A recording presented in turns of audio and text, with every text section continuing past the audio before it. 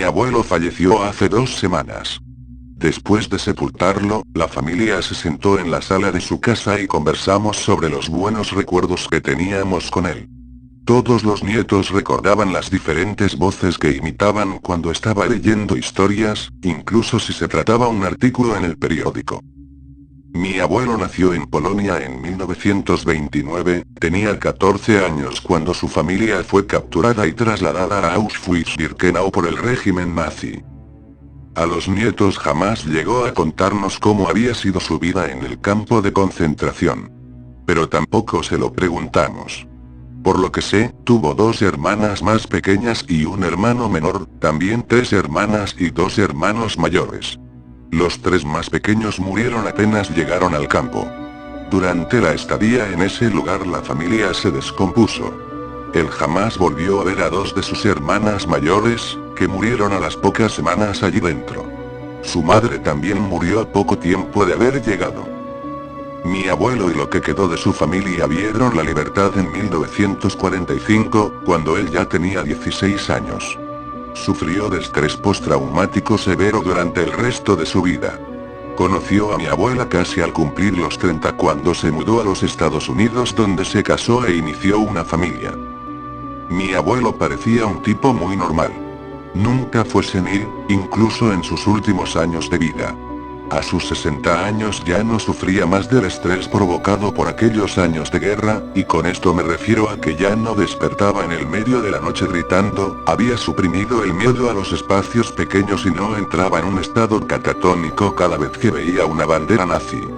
Él fue uno de los hombres más fuertes que he conocido, tanto mental como emocionalmente. Sin embargo, hacía algo que siempre me pareció extraño. Cada vez que comíamos juntos, servía un plato de más. Incluso en los restaurantes, él pedía 2 platos. Pero jamás comía los alimentos del otro plato, y nunca dejaba que nadie comiera de allí. Recuerdo que cuando era pequeño vivía preguntándole por el tema, y siempre me respondía lo mismo. Una tradición antigua de Polonia. Creí en esto hasta que llegué a la universidad y comencé a leer sobre mis antepasados y toda la cultura polaca. Recuerdo muy bien lo que mi abuelo decía, pero cuando hice una extensa investigación sobre el tema, no encontré nada sobre dicha tradición.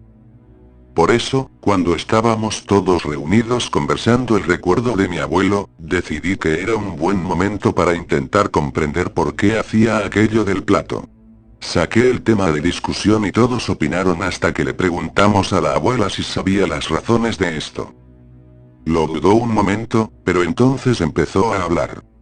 Birkenau era un sitio lleno de violencia. Nunca tenían ropa suficiente para protegerse de los severos inviernos. Todos se enfermaban. Todos tenían piojos. Su abuelo era un joven muy inteligente, su padre que había servido en la Primera Guerra Mundial les había enseñado a sus hijos todo lo que sabía de supervivencia en ambientes hostiles. Los prisioneros recibían porciones diminutas de comida. A su abuelo se le ocurrió hacer un pacto con una niña de su edad en el que, cada día, se cedían la porción de comida que recibían para que, en lugar de que todos los días no comieran lo suficiente, incluso si aquello no hacía una diferencia significativa en su hambre, por lo menos estarían con más fuerzas un día mientras el otro aguardaba su turno. Esto funcionó durante algún tiempo, pero mientras más permanecían allí, más se enfermaban. Eventualmente la niña enfermó de tifo. Se debilitó mucho. A él lo cegó el hambre. Le decía que ya la había alimentado, pero nunca lo hacía. Conservaba la comida solo para él. Ella estaba demasiado enferma como para comprender lo que estaba pasando a su alrededor.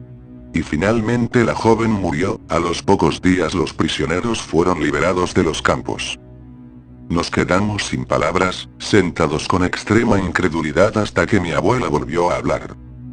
Después que fue liberado del campo, no pudo contarle a Man lo que había hecho. Estaba tan avergonzado. Intentó vivir normalmente, pero las cosas nunca volvieron a ser normales. Una vez se derrumbó y me contó que cada vez que se sentaba a comer, podía escucharla llorar. Fue así que todo empezó. Eventualmente pudo verla, sentada en la mesa a su lado. Creí que era una manifestación del trauma, pero entonces también empecé a verla. Se sentaba en la punta de aquella mesa de allí. Mi abuela apuntó al viejo comedor. Nunca hablaba, simplemente lloraba. Nunca logramos comer allí sin que ella se manifestara. Con el paso del tiempo la casa empezó a oler a mortandad y enfermedad, todo el tiempo. Un frío absoluto se apoderó de la casa, incluso en verano. Encontrábamos animales muertos dentro, con señales de mordidas. Aquello tenía que parar. Entonces, un día, a Abraham se le ocurrió la idea de servir un plato para ella. Las cosas empezaron a mejorar con cada día que le servía comida, con cada alimento que le ofrecía. Eventualmente la casa dejó de oler mal, el frío se fue y los animales dejaron de aparecer. También dejamos de verla. En realidad, nunca más la volvimos a ver. Ninguno de los presentes sabía qué decir. Nuestro abuelo había sido siempre un hombre muy escéptico. No creía ni en Dios. Todos estuvimos de acuerdo en que aquello era una ilusión del estrés postraumático que estaba sufriendo y que mi abuela decidió compartir su dolor y locura. Por supuesto, hasta que la escuchamos llorar.